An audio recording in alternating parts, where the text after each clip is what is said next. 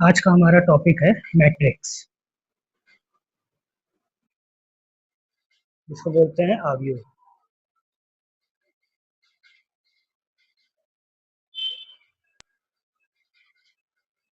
देखिए, आव्यूह क्या होता है।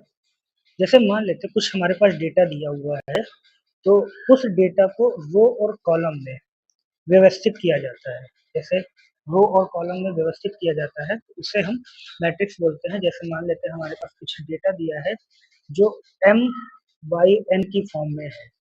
ठीक, m बाई n की फॉर्म में है। यहाँ पर m रोज होती हैं और n कॉलम होते हैं। ठीक, एम रोज और एन कॉलम होते हैं। ठीक, तो अगर हम बोले कोई डेटा है, जैसे मान लो मैट्रिक्स को इस तरीके से लिखा जाता है A B C D E F G H I. ठीक, ये एक मैट्रिक्स है। तो इसमें देखो रोज कितनी है, एक दो तीन, तीन रोज हैं। कॉलम कितने हैं, एक दो और तीन, तो तीन कॉलम है। ये एक 3 बाई 3 की मैट्रिक्स होती है। ठीक, अब ये तो बेसिक हमने बताया मैट्रिक्स क्या होता है। तो एक तरीके से अगर हम ये बोले तो ये एक स्क्वायर फॉर्म है, 3 बाई 3 का स्क्वायर फॉर्म। ठीक, स्क्वायर फॉर्म। ठीक है, अगर मान लेते हैं कोई मैट्रिक्स जिसमें m क्रॉस n एलिमेंट है। ठीक है, मतलब m क्रॉस n ऑर्डर की है, जैसे A B C D E F G H I J K L. तो इसमें रोज कितनी है, एक दो तीन। कॉलम कितने हैं, एक दो तीन चार। जब कोई भी matrix m cross n form में होगी, जिसमें m not equal to n होगा, तो ऐसी मैट्रिक्स हम क्या बोलते हैं, रेक्टेंगुलर मैट्रिक्स। Rectangular matrix. ठीक है, बात समझ में। अब हम लोग देखते हैं मैट्रिक्स की प्रॉपर डेफिनेशन क्या होती है। देखिए, तो मैट्रिक्स की डेफिनेशन जैसे हम लोग अगर पढ़ते हैं, तो मैट्रिक्स को हम ए आई जे की फॉर्म में लिखते हैं, ए आई जे। ठीक, ये एक m क्रॉस n की मैट्रिक्स है, जिसमें एलिमेंट होंगे 1 1 1 2 1 3। ठीक, इस तरीके से 1 n। ठीक, 2 1 2 2 2 3 2 n। इस तरीके से ये मैट्रिक्स आती है। ए m1, ठीक, m2 m3 और इस तरीके से ए एम एन। ठीक, तो ये एक मैट्रिक्स है। ठीक, अब देखो इसमें जो एलिमेंट आ रहे हैं, ठीक है, एलिमेंट आ रहे हैं कुछ, बीच में कुछ ए आई वन आई टू, ठीक, ए आई थ्री, इस तरीके के एलिमेंट आएंगे। बीच में ए आई जे टाइप का भी एलिमेंट होगा। बात समझ में, तो यहाँ पे ए आई एम इस टाइप के एलिमेंट होते हैं। ठीक, तो एम एन संख्याओं के एक निकाय को, सिस्टम को, जिसमें एम पंक्तियां हैं, एम को हम क्या बोलेंगे, पंक्तियां, जिन्हें हम रो बोलते हैं। और एन कॉलम है या स्तंभ बोलेंगे हिंदी मीडियम में, स्तंभ। एम पंक्तियां हैं और एन स्तंभ है, को आयताकार सारणी के रूप में व्यवस्थित करने को एम क्रॉस एन, ठीक, एम क्रॉस एन ऑर्डर, ये क्या है, ऑर्डर या कोटि का आव्यूह या एम क्रॉस एन का आव्यूह कहा जाता है। ये बात समझ में आई पूरी। ये इसकी डेफिनेशन है। तो ए आई जे की फॉर्म में हम इसको लिखते हैं। ठीक, अब यहाँ पर हम लोग देखते हैं, जैसे जहाँ ए आई जे क्या है, ए आई जे एक संख्या या तत्व एलिमेंट को प्रदर्शित कर रहा है। जैसे हमने ए आई जे यहाँ पर लिया है, ये पर क्या है, यहाँ जो है ये संख्याओं को प्रदर्शित कर रहा है। देखो सभी नंबर ए की फॉर्म में हमने लिखा है, A11 A12। तो ए आई जे एक एलिमेंट आया है, तो ये एलिमेंट को प्रदर्शित कर रहा है, संख्या को दर्शाता है, जहाँ आई पंक्ति है और जे कॉलम है या स्तंभ। ठीक है, बात समझ में आ गई। इस तरीके से ये एक प्रॉपर डेफिनेशन होगी अवयवों के बारे में हम लोगों ने समझा। अब आते हैं, स्टार्ट करते हैं इसमें। जैसे क्रम या कोटि क्या होती है। आव्यूह की क्रम या कोटि, जिसे हम लोग ऑर्डर बोलते हैं, ऑर्डर। जैसे अभी हमने बताया कि एक हमने आव्यूह लिया m क्रॉस n का, ठीक। तो अब इनकी वैल्यू चेंज हो सकती है। मान लो कोई आव्यूह 1 गुणे 2 की भी हो सकती है, 1 गुणे 1 की भी हो सकती है, 1 गुणे 3 की भी हो सकती है, या 3 गुणे 2 की भी हो सकती है, 3 गुणे 1 की भी हो सकती है, 4 गुणे 2 की हो सकती है। ये एक आव्यूह किसी भी तरीके का ये बन सकता है, 1/2, 1/1, 1/3, 3/2, 3/1, 4/2, ये किसी भी तरीके से आव्यूह बन सकता है, ठीक। तो यदि आव्यूह में m पंक्तियों तथा n स्तंभ है तो उसे m क्रॉस n का आव्यूह बोला जाता है, ठीक। तो ये उसके क्रम होते हैं जिन्हें कोटि बोला जाता है या ऑर्डर बोला जाता है। मान लो हमें कोई 1/2, 1/2 की एक मैट्रिक्स लिखनी है, तो इसका मतलब हुआ उसमें एक रो होगी और 2 कॉलम होंगे। तो ये आव्यूह किस तरीके की होगी, मान लो इसमें एलिमेंट है A11, A12, तो इसमें रो कितनी है, 1, ठीक। कॉलम कितने हैं, 2, 1 और 2। बात समझ में? जैसे मान लो मैं लिखा 3/2 की एक मैट्रिक्स लिखनी है, तो इसमें 3 रो होंगी, A11, A21, A31, A2, A12, A1, A21, 22, A23, A32, ये होगा, ठीक। तो ये एक मैट्रिक्स हो जाएगी, ये 3/2 की मैट्रिक्स होगी। तो इस तरीके से मैट्रिक्स को हम लोग डिनोट कर सकते हैं, ठीक है। अब इसमें जो एलिमेंट है जो आ रहे हैं, जैसे A11, A12, ये होते हैं तत्व, ठीक। आव्यूह के तत्व जिन्हें हम एलिमेंट बोलते हैं, एलिमेंट बोलते हैं। जैसे मान लो कोई मैट्रिक्स है हमारे पास, इसमें कुछ तत्व है 3, -2, 1, 0, -3, 4, -5, 3, 2, ये है। तो यहाँ पर जो नंबर्स आ रहे हैं 3, -2, 1, 0, -3, 4, 5, -5, 3, 2, ये सभी क्या है, ये इसके एलिमेंट्स हैं, तत्व है, ठीक। तो अब देखो, जैसे 3 आया, 3 कहाँ पर है, इसकी प्लेस क्या है। तो अगर हम प्लेस देखें तो प्लेस हम किससे डिनोट करते हैं, ए से ही तो डिनोट कर रहे हैं, ये, ठीक। तो अब देखो ये पहला तत्व, पहली रो पहला कॉलम, तो ये A11 का एलिमेंट हुआ, तो A11 की वैल्यू आ गई 3, A12 की वैल्यू क्या आ जाएगी, -2, A13 की वैल्यू आ जाएगी 1, इसी तरीके से A21 की वैल्यू 0, A22 की वैल्यू -3, A23 की वैल्यू 4, A31 की वैल्यू -5, A32 की वैल्यू 3, A33 की वैल्यू 2। ये सभी क्या होंगे, एलिमेंट होंगे, तत्व होंगे। बात समझ में आई, ठीक। फिर इसके आगे आते हैं कि आव्यूह का निरूपण कैसे किया जाता है, आव्यूह को प्रदर्शित कैसे किया जाता है, उसको हम देखते हैं। नोटेशन ऑफ मैट्रिक्स, मैट्रिक्स को हमेशा इस वाले ब्रैकेट में लिखा जाता है, पहली चीज ये हमें याद रखना है। मैट्रिक्स को हमेशा हम कैपिटल्स लेटर में डिनोट करते हैं, ए होगा या बी होगा या सी हो गया या डी हो गया, एक्स हो गया, वाई हो गया, ये सभी क्या है, मैट्रिक्स को डिनोट कर, ये पूरी मैट्रिक्स को डिनोट कर रहे हैं, ठीक है। ये कैपिटल लेटर से हम लोग डिनोट करते हैं। इसके अंदर के जो एलिमेंट्स हैं उनको हम ए आई जे की फॉर्म में डिनोट करते हैं, तत्वों को ए आई जे की फॉर्म में डिनोट किया जाता है, ठीक है। अब मान लेते हैं हमने लिखा कोई मैट्रिक्स, ये मैट्रिक्स लिखा हमने 3/3 की, तो इसका नोटेशन अगर हम लिखेंगे तो ये कोई ए मैट्रिक्स होगी, वो 3/3 की होगी। बात समझ में, ये हमने डिनोट किससे किया, ए 3/3 से, ठीक। बात समझ में आ गई, ठीक है। तो इस तरीके से इसको नोटेशन किया जाता है, नोट किया जाता है, नोट किया जाता है इस तरीके से। अब मान लो हमने कोई मैट्रिक्स लिखी, ए मैट्रिक्स है, इसका दूसरा नोटेशन होता है A I J M cross N. ये जो बड़ी सी मैट्रिक्स हमने पहले लिखी थी, उसको इस रूप में भी हम लिख सकते हैं। यहाँ पर ये जो मैट्रिक्स थी हमारे पास, ये हमने ए आई जे को प्रदर्शित किया था, ये एक बड़ी मैट्रिक्स है। तो ये अगर हम इसको लिखा जाए कि ये मैट्रिक्स क्या है, ये कैपिटल ए मैट्रिक्स है, तो ऐसी है ए आई जे मैट्रिक्स है जो एम क्रॉस एन की फॉर्म में है। ये बात समझ में आई पूरी, ठीक। तो मैट्रिक्स का नोटेशन किस तरीके से किया जाएगा, इस तरीके से कर सकते हैं।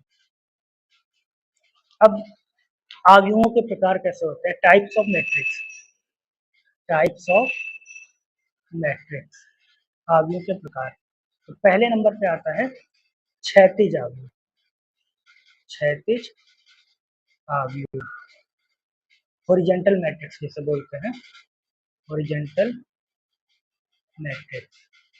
ठीक, तो हॉरिजॉन्टल मैट्रिक्स कैसी होगी? ये लेटी हुई मैट्रिक्स होगी कुछ इस तरीके से। तो अगर इस तरीके से मैट्रिक्स होगी तो उसमें कॉलम्स की संख्या ज्यादा होंगी। क्या होंगी? कॉलम्स की संख्या ज्यादा होंगी, रो कम होंगी।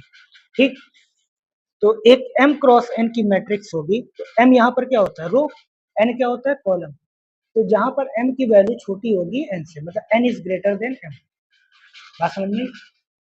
n is greater than m, तो ये एक क्षैतिज मैट्रिक्स होगी। जैसे मान लो ये एलिमेंट है 3 4 5 7 2 4 2 1 3 -2, ये कौन सी मैट्रिक्स है? m की वैल्यू क्या होगी? 2, n की वैल्यू 4, तो ये 2/4 की मैट्रिक्स है। तो m की वैल्यू 2 कम हो गई, n की वैल्यू 4 ज्यादा होगी। ठीक, तो m cross m less than n होगा एक हॉरिजॉन्टल मैट्रिक्स के लिए। बात समझ में आई?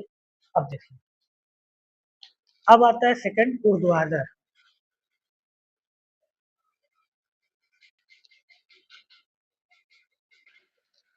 सेकंड नंबर है हमारे पास ऊर्ध्वाधर। ऊर्ध्वाधर आव्यूह, जिसे हम बोलते हैं वर्टिकल मैट्रिक्स। वर्टिकल मैट्रिक्स, ठीक, ये क्या होता है? ऊर्ध्वाधर आव्यूह मतलब अगर अब ये आव्यूह कुछ इस तरीके से होगी, ठीक, रेक्टेंगुलर फॉर्म होगी लेकिन इसमें रोज की संख्या ज्यादा होगी और कॉलम कम होगी। ठीक, तो अगर बोले हम ये m क्रॉस n की मैट्रिक्स है तो इसमें रोज क्या होगी? ज्यादा होगी, तो m ग्रेटर देन n होगा। ठीक, m ग्रेटर देन n। जैसे मान लो कोई मैट्रिक्स है, इस तरीके से लिखिए 3 4 2 1 3 7 1 6, ये 4/2 की मैट्रिक्स है। तो यहाँ पे रोज कितनी होगी? 4 हो गई, कॉलम कितने हो गए? 2 हो गए। ठीक, तो m ग्रेटर देन n से ये क्या हो जाएगा? ऊर्ध्वाधर आव्यूह होगा या वर्टिकल मैट्रिक्स होता है। फिर आता है थर्ड नंबर पे वर्ग आव्यूह। वर्ग आव्यूह, ठीक, जिसे बोलते हैं स्क्वायर मैट्रिक्स। स्क्वायर मैट्रिक्स, ठीक, तो वर्ग आव्यूह क्या होता है? अब वर्ग अगर बनता है तो हमें पता है वर्ग की सभी भुजाएं बराबर होती है, तो इसमें रोज और कॉलम क्या होंगे? बराबर होंगे। ठीक, मतलब m क्रॉस n की जो मैट्रिक्स होगी वो m बराबर n होगी। इसमें हम यह मैट्रिक्स को m क्रॉस m भी लिख लेते हैं, कभी कभी n क्रॉस n भी लिख लेते हैं। ठीक, क्योंकि इसमें रोज और कॉलम बराबर हो जाते हैं। मान लेते हैं कोई मैट्रिक्स हमारे पास दी है 3/3 की, इसमें एलिमेंट है इस तरीके से, कुछ एलिमेंट दिए हुए हैं। ठीक, तो ये क्या होगा? एक वर्ग आव्यूह हो जाएगा जिसमें एलिमेंट होंगे m cross n, m cross n, जहां पर m बराबर होगा n के, तब इसे हम वर्ग आव्यूह बोलेंगे। ठीक, पंक्ति आव्यूह, चौथा आता है पंक्ति आव्यूह। पंक्ति आव्यूह क्या होता है? जिसे बोलते हैं रो मैट्रिक्स। रो मैट्रिक्स, एक रो बन जाएगी, सीधा एक इस तरीके से रो बन जाएगी, तो इसमें सिर्फ एक कॉलम होगा, मतलब एक रो होगी और m कॉलम होंगे। Hello A B C D, ठीक, इसमें 4 कॉलम हो गए लेकिन रो कितनी है? एक। ठीक, इसमें मैट्रिक्स कैसी हो जाएगी? ये पंक्ति आव्यूह हो जाएगा, इसमें एक रो होगा। ये हमें याद रखना, दोनों में अंतर है। यहाँ पे देखो, हॉरिजेंटल क्षैतिज आव्यूह में m की वैल्यू फिक्स नहीं थी, m कुछ भी हो सकता है, 2 3 4 हो जाएगा, लेकिन m n से छोटा होगा। लेकिन यहाँ पर क्या है? यहाँ पर हमारे पास m की वैल्यू फिक्स कर दी गई है कि m एक हो जाएगा। यहाँ पे चाहे हम 1/n लिख दे रहे हैं और n की वैल्यू क्या हो जाएगी? कोई भी नेचुरल नंबर हो सकता है, 1 2 3 4 5 6 कुछ भी हो सकता है। तो ये एक आव्यूह हो जाएगा जो पंक्ति आव्यूह होगा। ठीक, फिफ्थ नंबर आता है स्तंभ आव्यूह। स्तंभ आव्यूह जिसे हम बोलते हैं कॉलम मैट्रिक्स। कॉलम मैट्रिक्स, ठीक, कॉलम मैट्रिक्स क्या होता है? इसको हम दूसरा नाम भी देते हैं, रो मैट्रिक्स को रो वेक्टर भी बोलते हैं, पंक्ति सदिश, और इसको भी हम बोलते हैं कॉलम सदिश, स्तंभ सदिश या कॉलम वेक्टर, ये भी बोला जाता है। बात समझ में? ठीक, तो इसमें क्या होगा? इसमें कॉलम एक हो जाएगा। ठीक, m/1 का कॉलम फिक्स हो जाएगा। बात समझ में आ गई ना? अब आगे देखिए, फिर आता है शून्य। ठीक, शून्य अवयव क्या होता है, या इसे हम बोलते हैं रिक्त अवयव।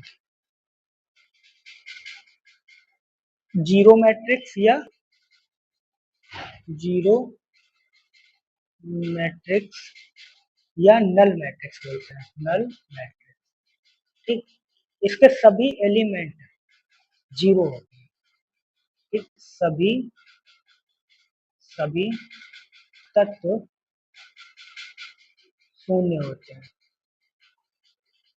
ठीक, इसको ऐसे लिखते हैं, जीरो ओ से प्रदर्शित किया जाता है, जीरो से प्रदर्शित किया जाता है। तो ये कोई मैट्रिक्स है, मान लो 3/3 की है, तो इसके सभी एलिमेंट क्या होंगे, जीरो।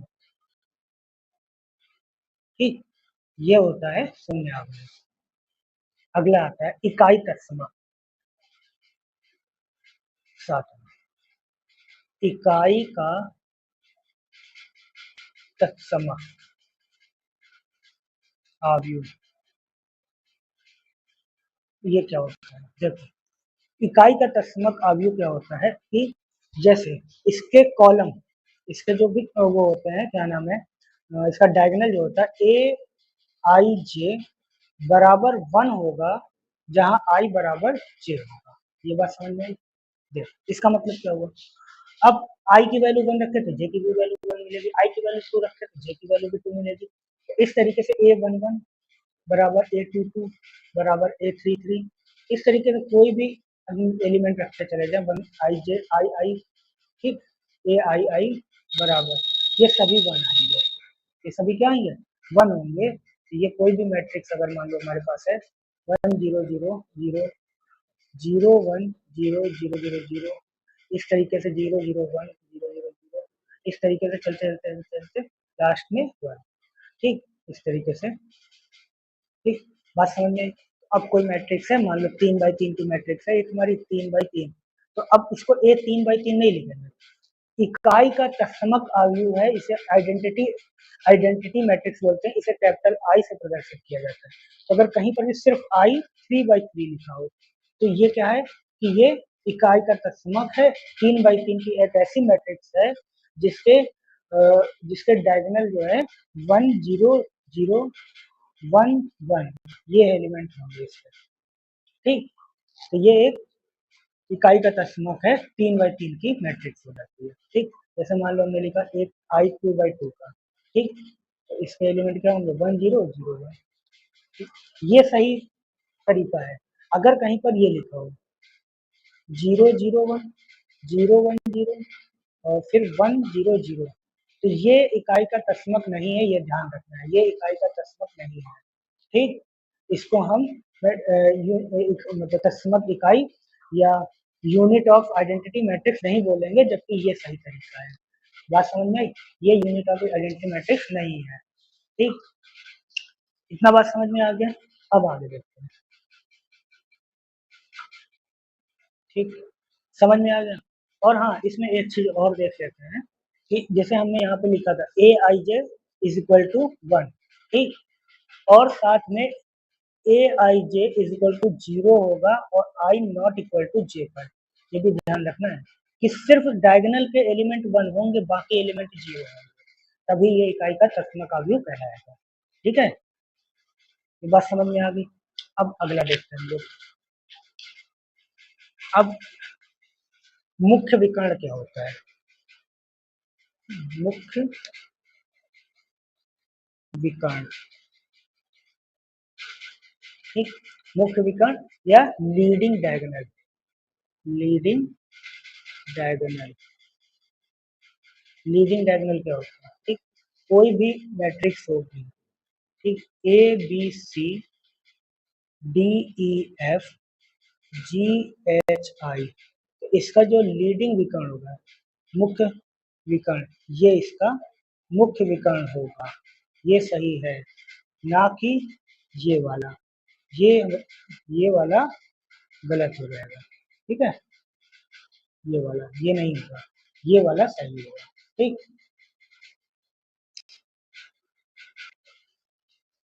अगला देखो, फिर आता है विकर्ण अवयव। विकर्ण अवयव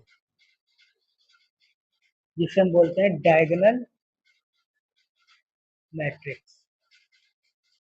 देखिए तीनों में थोड़ा थोड़ा अंतर है। यहाँ हमने मुख्य विकर्ण की बात करी है, ठीक। यहाँ पर हमने इकाई का तस्मक बात करी है जिसमें विकर्ण के एलिमेंट ए आई जे बराबर 1 होते हैं आई इक्वल टू जे पर, ए I J is equal to 0 होता है आई नॉट इक्वल टू जे पर। लेकिन विकर्ण आव्यूह में थोड़ा सा चेंज है कि ए I J is not equal to 0 होगा आई बराबर जे पर, और ए I J is equal to 0 होगा आई नॉट इक्वल टू जे पर। कितना सा अंतर है, ठीक। देखिए जैसे हमारे पास कोई मैट्रिक्स दी है 3 by 3 की, जिसे हमने लिखा A 3 by 3 की कोई मैट्रिक्स है, ठीक है। तो अब इसके एलिमेंट मान लो ए बी सी, ये हो गया, ठीक। ए बी सी जरूरी नहीं है कि सभी वन हो, कुछ भी हो सकते हैं, वन हो भी सकते हैं नहीं भी हो सकते हैं, लेकिन ये एलिमेंट जीरो होंगे, ठीक। जैसे हमने कोई एक 3 by 3 की मैट्रिक्स ली, जैसे इसमें लिखा हमने 3 0 0 0 2 0 0 0 -3, तो ये एक डायगोनल मैट्रिक्स है या विकर्ण अवयव है, ठीक है। लेकिन अगर मान लो हमने लिखा A 3 by 3 की कोई मैट्रिक्स, तो 1 0 0 0 1 0 0 0 1, अब दोनों में अंतर है, ये विकर्ण मैट्रिक्स है, ये भी विकर्ण मैट्रिक्स है, ठीक। ये अवयव का तत्समक मतलब आइडेंटिटी मैट्रिक्स है, ये आइडेंटिटी मैट्रिक्स नहीं है। बात समझ में आई कि कोई भी आइडेंटिटी मैट्रिक्स है तो वो डायगोनल मैट्रिक्स हो सकती है, लेकिन हर डायगोनल मैट्रिक्स आइडेंटिटी मैट्रिक्स नहीं होगी। बात समझ में आई, ये पूरी तरीके से हम समझाना चाह रहे थे, बात समझ में आ गई होगी। अब आगे देखते हैं, फिर आता है उप अवयव। उप अवयव क्या होता है, या एक पहले देख लेते हैं अधिस अवयव।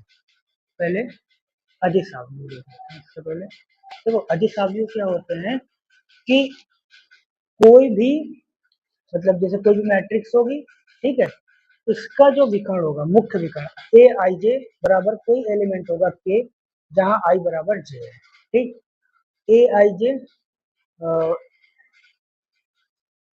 ए I J is equal to 0 होगा आई नॉट इक्वल टू जे पर, इतना सा।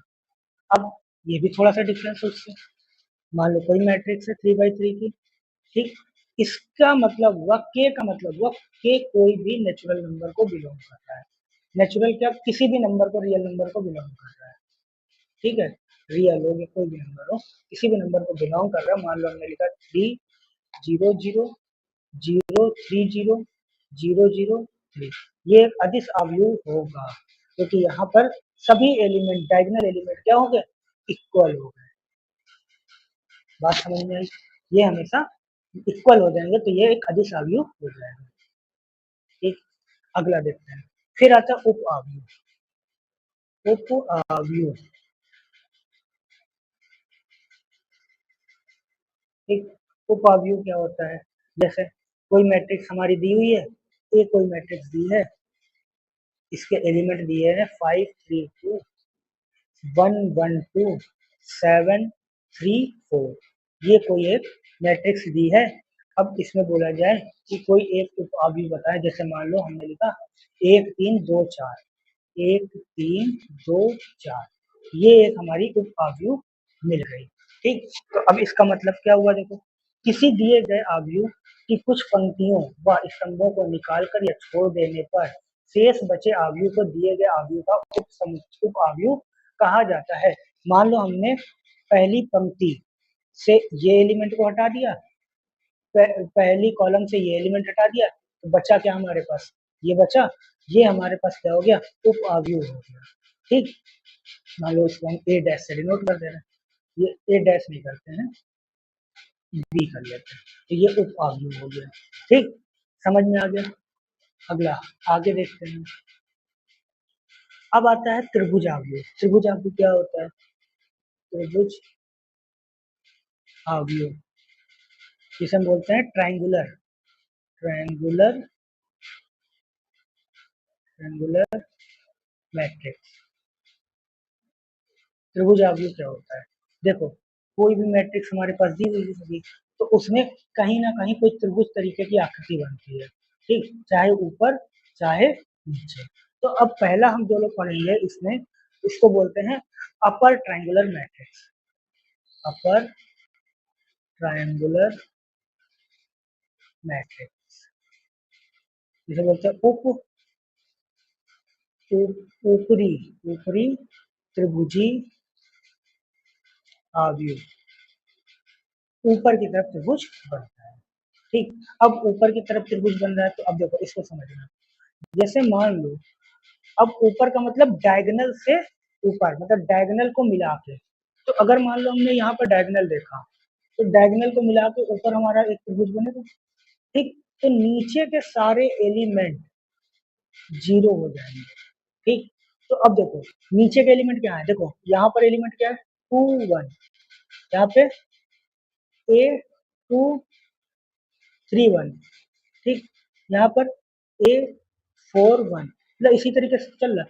तो अगर हम देखें तो रोज बढ़ती जा रही है लेकिन कॉलम की संख्या क्या है, कम है, ठीक।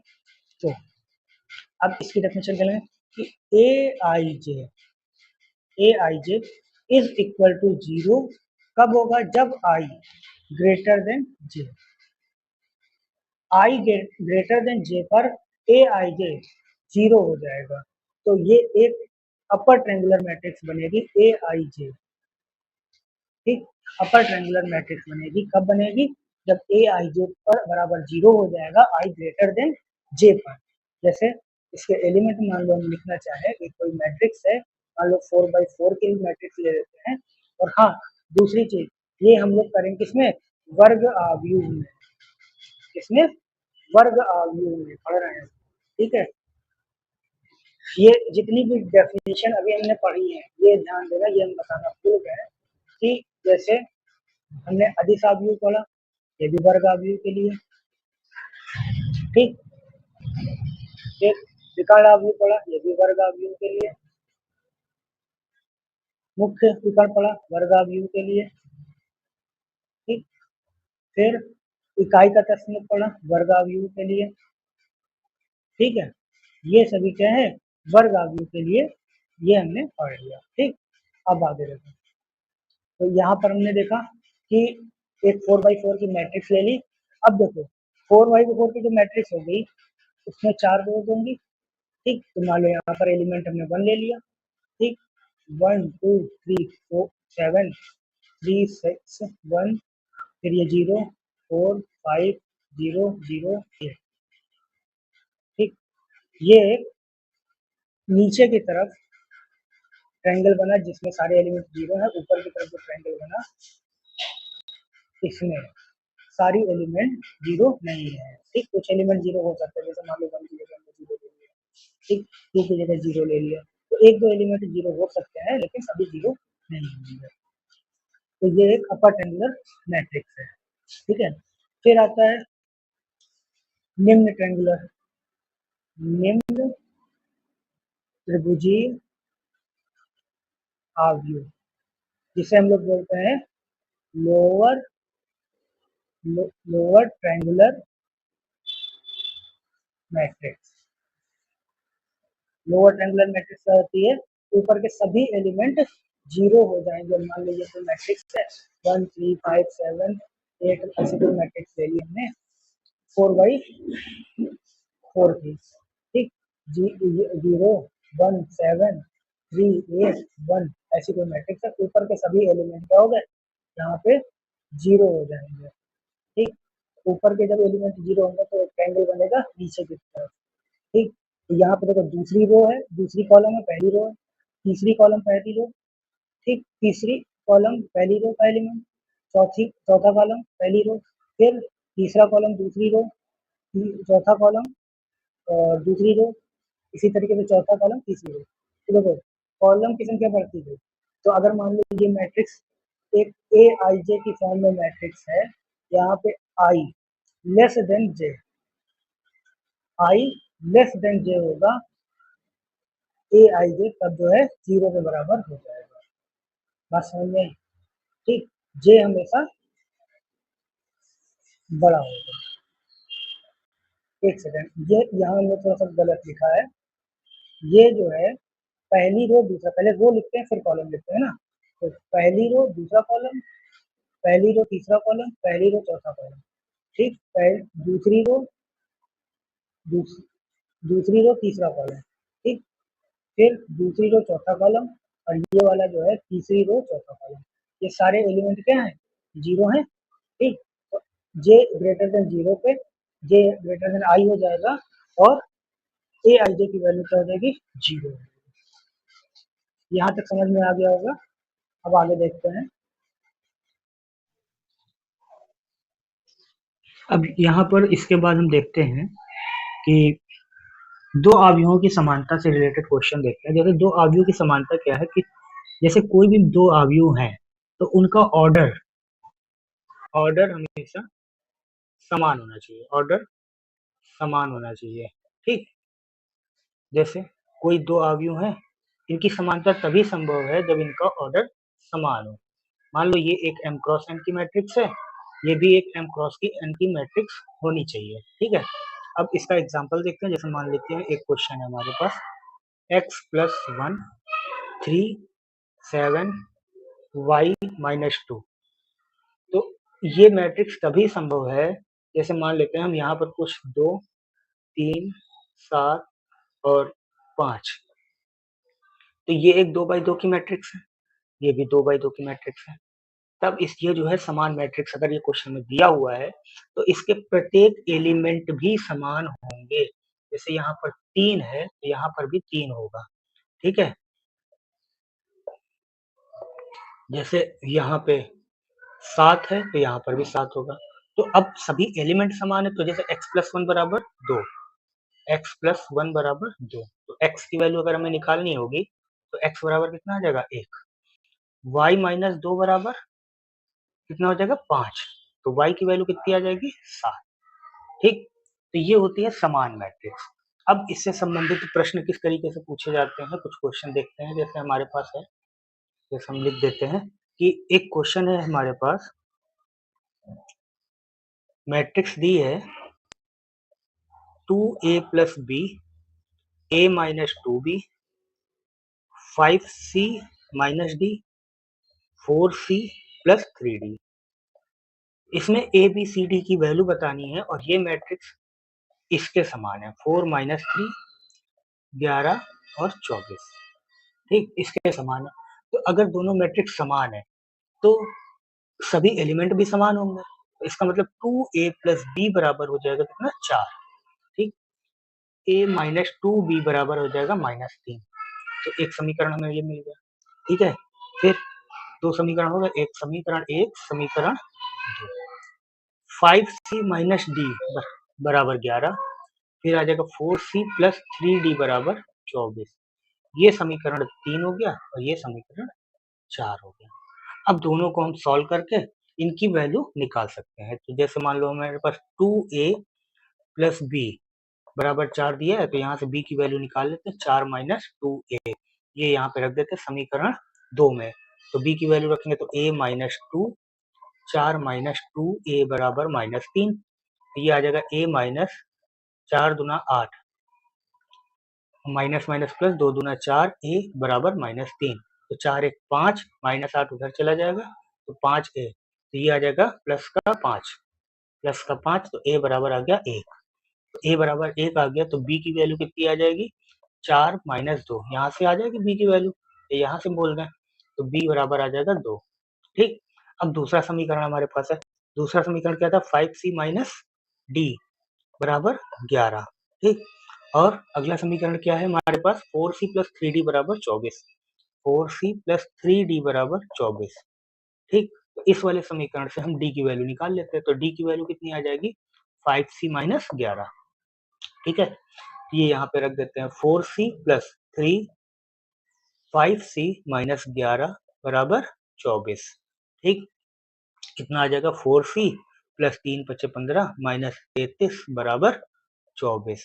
तो 4c प्लस 15 बराबर ये कितना हो जाएगा, जोड़ देंगे 4 3 7 3 2 5, तो 4c बराबर कितना आ जाएगा 57 माइनस 15, ये आ जाएगा कितना 2, 5 में से 1 गया 4, 42। बात समझ में आई? ठीक, तो अब यहाँ पर देखो, एक सेकंड, यहाँ पे 15c है, ठीक, 15c दिया हुआ है तो ये कैंसिल नहीं होगा, 15 4 19c, ठीक, तो 19c, तो c बराबर आ जाएगा 57/19, 19 का 57, तो c की वैल्यू आ गई 3। तो अब यहाँ से c की वैल्यू निकाल लेते, d की वैल्यू निकाल लेंगे, तो d की वैल्यू कितनी आ जाएगी 3 × 15 माइनस 11, 4, d की वैल्यू आ गई 4। तो इस तरीके के क्वेश्चन पूछे जाते हैं एग्जाम में, तो इनको जितनी जल्दी सॉल्व कर सकते हैं वो हम सॉल्व करेंगे। ठीक, आगे देखते हैं।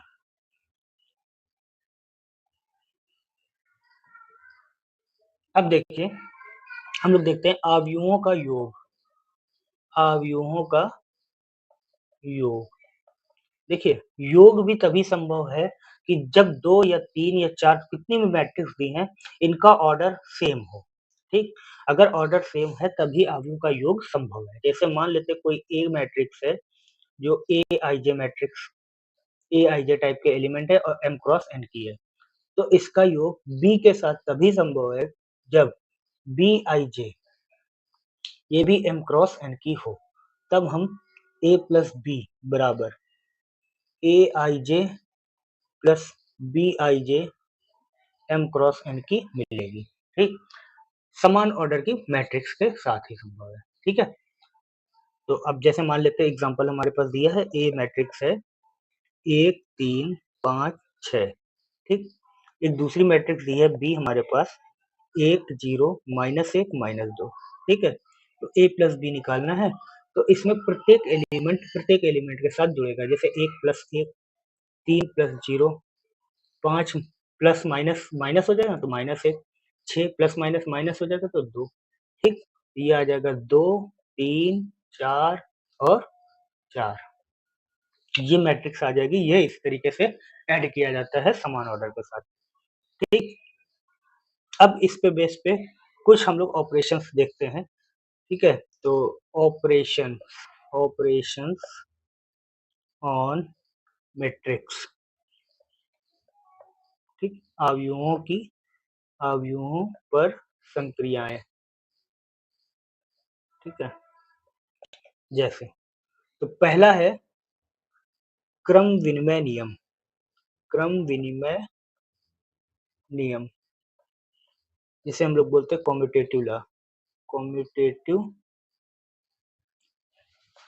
लॉ। ठीक, ये क्या होता है? देखिए, कॉम्यूटेटिव लॉ क्या होता है कि अगर दो मैट्रिक्स ए प्लस बी, इनको हम ऐड करेंगे, उनका अगर हम क्रम बदल देते हैं तो उनके योगफल में कोई फर्क नहीं पड़ता है, मतलब ए प्लस बी या बी प्लस ए करें, दोनों बराबर ही आएंगे।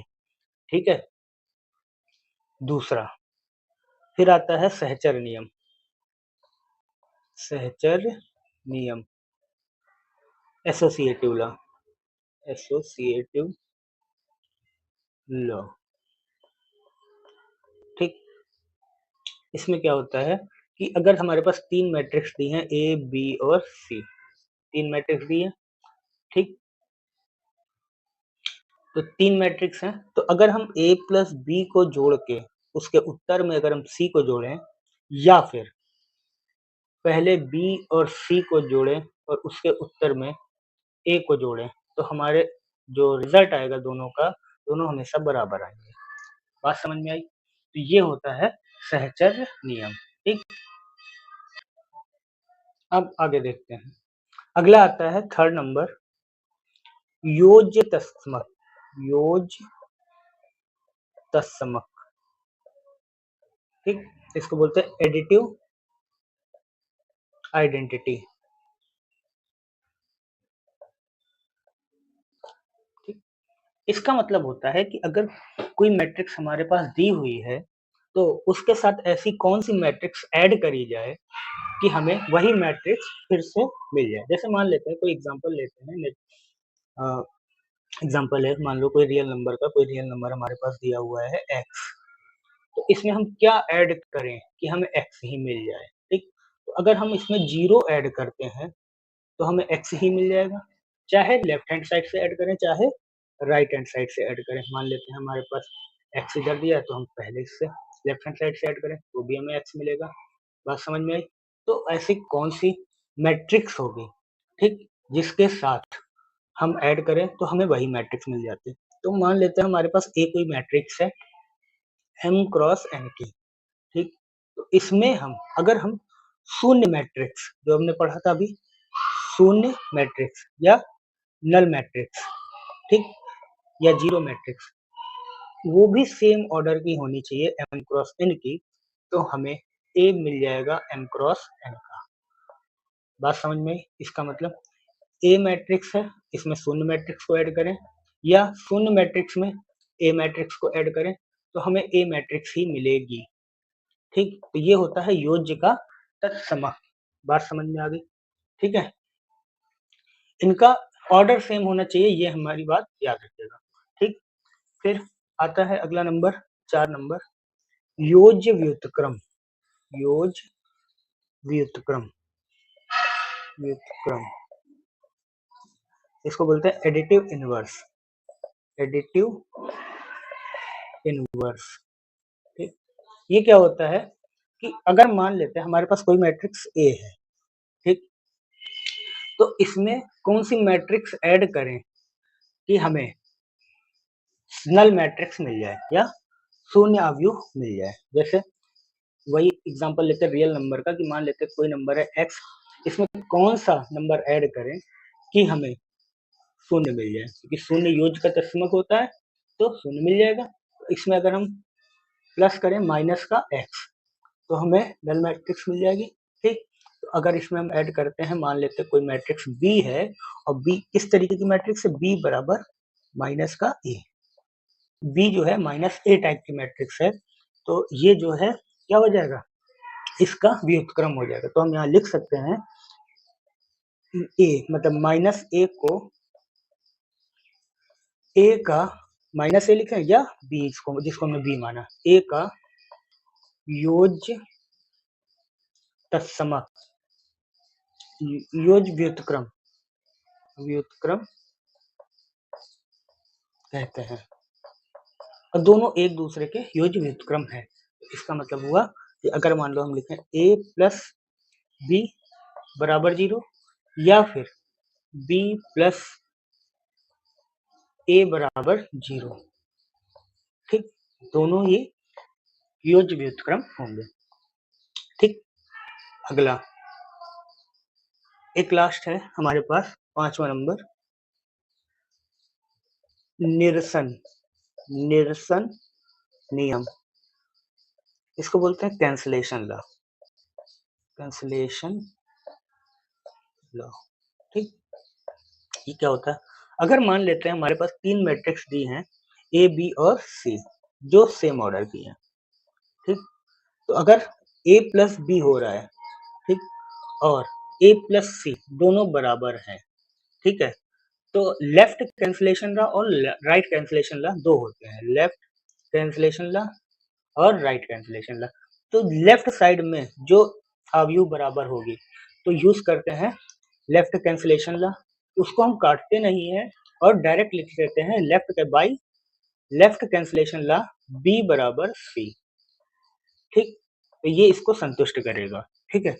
जैसे मान लेते हैं हमारे पास कोई एक अवयव दिया हो एबीसी में, मान लेते हैं बी प्लस सी बराबर ए प्लस सी, ऐसे दिया हुआ है, ठीक। तो अब ये राइट साइड में है सी, ठीक है, राइट साइड में है, तो अब यहाँ पे क्या लगाएंगे, राइट कैंसलेशन लॉ, ठीक है। तो राइट कैंसलेशन लॉ के अकॉर्डिंग सी से सी कैंसिल, जिसको हम काटेंगे नहीं, और बी बराबर ए, बी बराबर ए हो जाएगा, ये इसको संतुष्ट करेगा। तो ये क्या होता है, निरसन लॉ, ठीक। बात समझ में आई? अब आगे देखते हैं। अब आगे है हमारे पास एक लास्ट हम लोग और देख लेते हैं आज के वीडियो में, अवयवों का अंतर, अवयवों का अंतर, ठीक, सबट्रैक्शन सेम है। जैसे मान लो हमारे पास दो मैट्रिक्स दी हैं, दो मैट्रिक्स हैं ए और बी और सेम ऑर्डर की, ठीक। एक मैट्रिक्स है A I J M cross N की, एक दूसरी मैट्रिक्स है B I J M cross N की। ठीक, तो ए माइनस बी तभी संभव है जब दोनों मैट्रिक्स का ऑर्डर सेम होता है। तो हम लिखेंगे A I J minus B I J M cross N की। बात समझ में आई? तो ये आता है आव्यूहों का अंतर। ठीक, अब इस पे बेस्ड कुछ बेसिक क्वेश्चंस होते हैं जो एग्जाम में पूछे जाते हैं, तो वो हम लोग कुछ अगले वीडियो में डिस्कस कर लेंगे। और फिर नया इसमें आगे हम लोग देखेंगे आव्यूहों का गुणनफल। ठीक है, तो इसका कुछ क्वेश्चन लिख देते हैं जो आप लोग घर पे ट्राई करिएगा। जैसे मान लेते हैं एक क्वेश्चन है हमारे पास, सिंपल सा है, ए बराबर 1 2 3 2 3 1, बी बराबर 3 माइनस 1 3 माइनस 1 0 2, तो 2a माइनस बी का मान ज्ञात करना है। ठीक, बात समझ में? तो इस क्वेश्चन को आप लोग ट्राई करिएगा, अगले वीडियो में हम लोग डिस्कस करेंगे। ठीक, ऐसे ही और वीडियो के लिए चैनल को लाइक करें, शेयर करें, सब्सक्राइब करें। मिलते हैं अगले वीडियो में। Thank you.